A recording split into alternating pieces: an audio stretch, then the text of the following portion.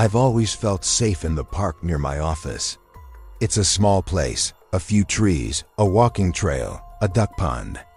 After a long day, I often take a short walk there before heading home. That routine never felt risky, until one Tuesday evening in October. The sun was already setting when I entered the park. I remember the sky was streaked orange and purple, and everything felt calm, peaceful. I had my earbuds in, just listening to music and watching the last joggers pass by. Then I saw it. A black sedan parked by the trail entrance, engine running, headlights on. Odd, but not alarming. Maybe someone waiting for a friend. I kept walking. I looped around the pond, took a few minutes to sit on a bench. When I stood up to head back toward the exit, something caught my attention. The same car, still there, still running. This time, I noticed the driver. He was wearing a dark baseball cap and sunglasses, even though the sun had already dipped below the horizon. I couldn't see his face clearly, but I could tell he was watching me. Not in a casual glance way, it was focused, intentional. I looked away, trying not to panic. I took a different path toward the opposite side of the park, where there's another exit near a playground. I thought I lost him, but as I approached the sidewalk, I heard a soft engine hum behind me. I turned my head slightly. The same car was creeping up the road next to the park, moving slowly, staying right beside me. My heart was pounding. I didn't want to run. I didn't want to let him know I was scared. I crossed the street quickly and ducked into a small corner store. I pretended to browse for a few minutes and told the cashier quietly what was happening. He let me use the phone to call a friend. I peeked outside. The car was parked just across the street. I waited 20 minutes before my friend arrived. When I walked out, the car was gone. I thought it was over, but when I got home, that's when I truly got scared. 15 minutes after I arrived, I saw headlights through the curtain. I peeked outside. The same black sedan was slowly driving past my house. No music, no horn, just rolling by. I dropped to the floor and called the police. They came, took my statement. I never saw the car again. But to this day, I still wonder, how did he find out where I lived?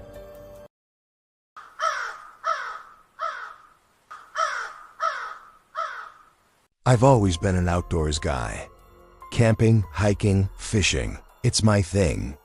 So when my two college buddies suggested a weekend camping trip, I was all in.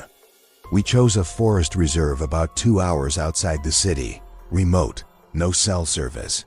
Just peace and pine trees. We arrived Friday afternoon, set up our tents, and got the fire going. Everything was perfect.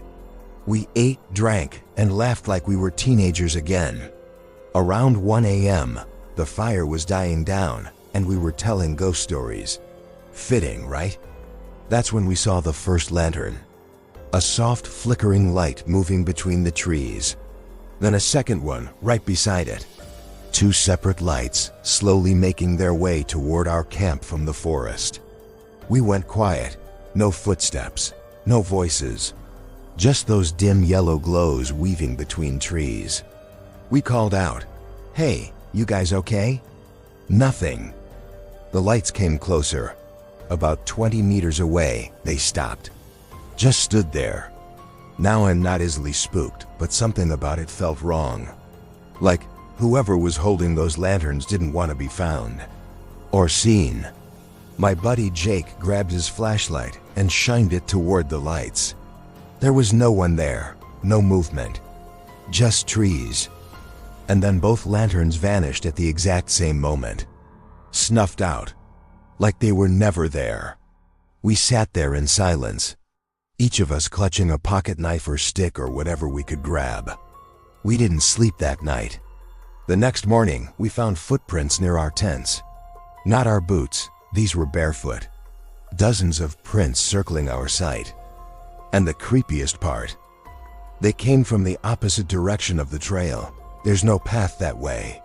Just dense forest for miles. We packed up early. None of us spoke much on the drive home. And to this day, none of us ever went camping again.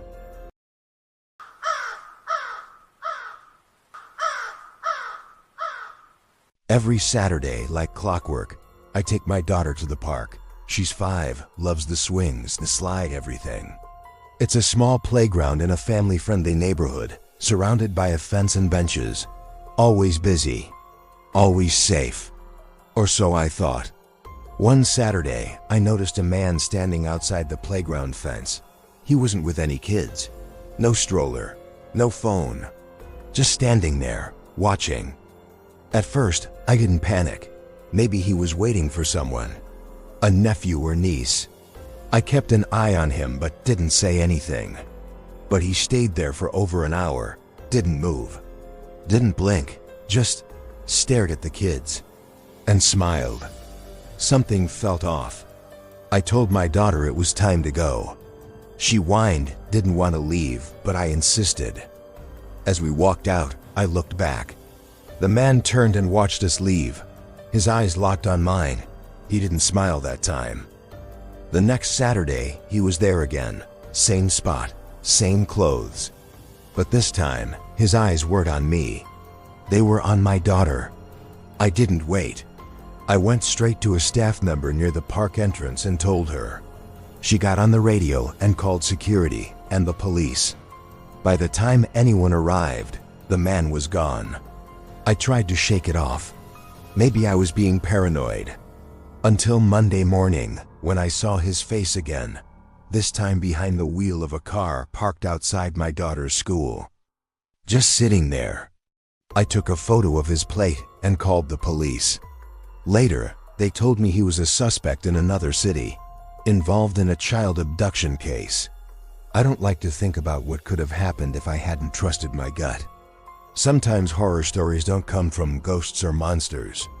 Sometimes they come from people who smile and wait.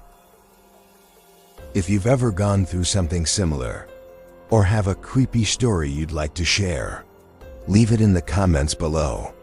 Who knows? Your story might be the next one featured on this channel. And if you enjoyed these stories, don't forget to like, subscribe, and hit the notification bell so you don't miss what's coming next. Stay safe out there. You never know who might be watching.